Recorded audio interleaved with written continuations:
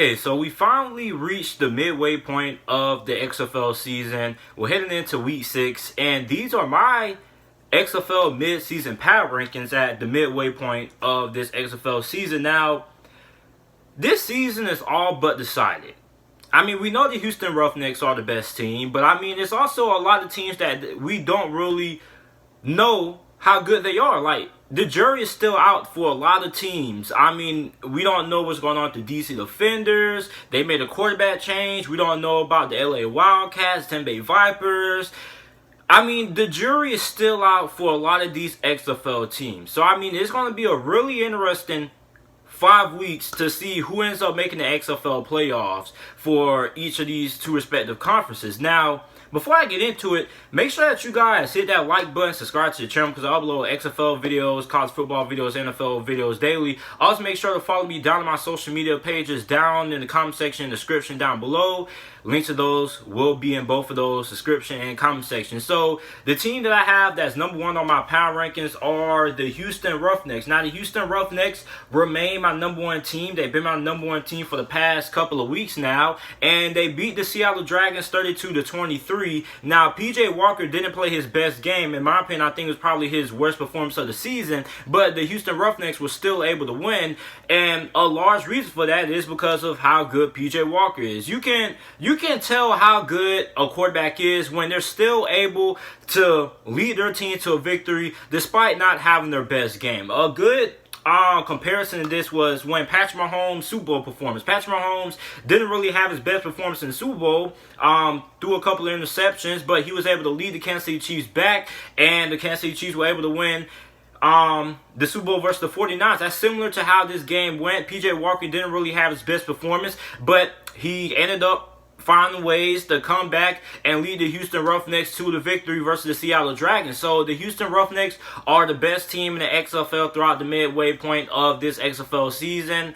Number 2, I have the New York Guardians. Now, the New York Guardians were a team that a couple of weeks ago we thought were going to end up losing the rest of their games. We thought they were really bad, but they ended up turning things around. And a big reason for their mid-season turnaround of late has been the decision to end up starting quarterback Luis Perez. Now, initially, I thought Luis Perez should have been the starting quarterback to start out the XFL season, but I mean, hey, it's better late than never. And the New York Guardians are so far looking very good heading into the mid-season point, and they are turning their season around. They blown out the Dallas Renegades 30-12 in a game that this New York Guardians offense, they probably had their best performance of the whole entire XFL season, I believe. I mean, this Luis Perez, this dude was dead accurate. The thing about Luis Perez is that this guy is smart, has a very high football IQ, he's accurate to football, and he doesn't turn the football over. And that's something that's really important in the XFL, because the XFL, the time goes by so fast in the XFL is that if you turn the football over, you're going to have a hard time trying to recover from it because of how fast-paced the XFL is.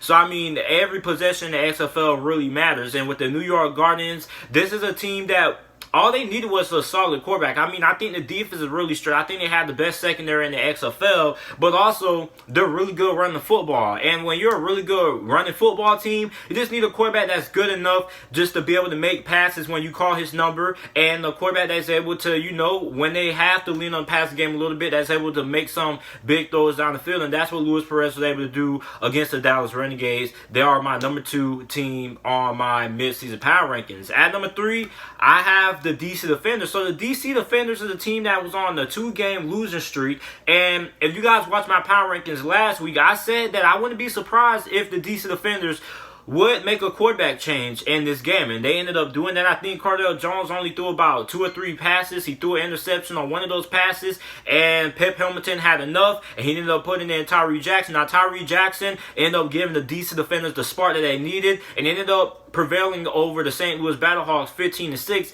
and it was a really low-scoring affair, but it was a really good game. I mean, defense was intensified in this game, man. I mean, we saw a lot of big hits. We saw a lot of key defensive stops, and I was really impressed with what DC was able to do against a very good St. Louis Battlehawks defense. A St. Louis team that has been very hot at them recently. So, I mean, this is St. Louis Battlehawks team that going into this game, the only loss was against the Houston Roughnecks, and even then, they nearly came close to winning that game. So, I mean, they beat a very tough St. Louis Battlehawks team. And I'm really interested in seeing how ROUGHNECKS performs going forward at the mid-season point. At number 5, I have the LA Wildcats. Now, the LA Wildcats were probably in the best XFL game we've seen this season in the shootout versus the Tampa Bay Vipers. It was 41-34, and Josh Johnson once again had a very stellar game. And the Tampa Bay Vipers, if you watched that game, for the most part, you thought that Tampa Bay Vipers were going to end up running out the LA Wildcats out of their home arena. I mean, it was 17-0 at one point, and I mean, it just looked like the Tampa Bay Vipers were just going to blow the LA Wildcats out of there. But it ended up, the LA Wildcats ended up getting a spark on the offensive side of football. Then in the full quarter, I mean, the LA Wildcats just won an absolutely offensive explosion, and I mean, they just ran the Tampa Bay Vipers out of the arena in the fourth quarter, and that was the biggest reason why the Tampa Bay Vipers lost that game. And the LA Wildcats, I mean, the LA Wildcats is a team that I was talking about earlier, that when I started out this video, I said that this XFL season, when it comes to these teams, is really weird because the jury's still out on a lot of these teams. We don't really know how good a lot of these teams really are, and the LA Wildcats are one of those teams. Some weeks they play good, some weeks they just end up losing. So, I mean, we don't really know how good the LA Wildcats are, and the record shows. I mean, they're 2-3 right now, so I mean, they still have a chance of making it into the playoffs. I believe they're second in their conference, so if the playoffs were to start right now, they would end up having one of those playoff seeds. But I mean, the LA Wildcats, one of those teams in the XFL, the jury is still out on them. But I mean, a good reason why I have a lot of confidence that the LA Wildcats could end up making it into the playoffs is Josh Johnson. Now, normally teams in the XFL that ends up having great quarterback play end up having a very good record, but the LA Wildcats aren't one of those teams. I mean, they got Josh Johnson, who doesn't really turn the football over the yacht a lot and has been really good, but I mean, this is an LA Wildcats team that we still are undecided about, so I had them at number 5. At number 6, I have the Tampa Bay Vipers. Now, the Tampa Bay Vipers, despite only having one win, I still have them at number 6 on my power ranking. Now, they lost 34-41 to the LA Wildcats. And the Tampa Bay Vipers, I mean, this is a Tampa Bay Vipers team that has talent. The only reason why Tampa Bay is 1-4 is because they struggle to close out games. Now, over the last couple of weeks, they've been really improved, but they haven't really been able to get a lot of wins in the victory column because they haven't been able to close out games. And that LA Wildcats game was another example of that. I mean, they had a big lead, and they weren't able to close out the Tampa Bay. They weren't able to close out the Wildcats, and that's been the story for the Tampa Bay Vipers for the most recent weeks of the XFL. Over the last 3 weeks, the Tampa Bay Vipers have failed to close out games, and they failed to put teams in the coffin, you would like to say. So, I mean, the Tampa Bay Vipers, I mean, the XFL season is all but decided. They're 1-4 right now, so I mean, they could string all along 2 straight victories, even 3 in a row. They can find themselves back in the mix of the playoff race. So I mean, the Tampa Bay Vipers season isn't completely over. I mean, their quarterback play is looking really good. Their offense is looking really good. It's just the fact that they can't close out games. So the Tampa Bay Vipers can start closing out some of these games. They can easily find their way a lot higher in my power rankings with a couple more victories and end up in the XFL playoffs in a couple of weeks. At number 7, I have the Dallas Renegades. Now, the Dallas Renegades, they lost 12-30 to the New York Guardians, and Landry Jones, is just really apparent how much he means to that Dallas Renegades team. Now, Nelson, I think his name is Steven Nelson or Philip Nelson. I want to say his name is Philip Nelson, or I don't really know, but Nelson, the quarterback for the Dallas Renegades, he ain't it, man. I mean, he's not bad, but I just think he doesn't take a... I don't know what it is. It's just that when Landry Jones is in, yes, Landry Jones throws a lot of interceptions. He turns the football over a lot. But the Dallas Renegades offense is a lot more explosive when Landry Jones is in that quarterback. And with Nelson in that quarterback, the Dallas Renegades offense just doesn't have that pop. And I think that's a big reason why they lost to New York Guardians, man. So, I mean, the Dallas Renegades, as of right now, until Landry Jones comes back in a week or two, I don't see them winning a lot of games. So, I mean, I think the Dallas Renegades were the 7th worst team in the XFL. And my worst team in the XFL for the 2nd week in a row are the Seattle Dragons.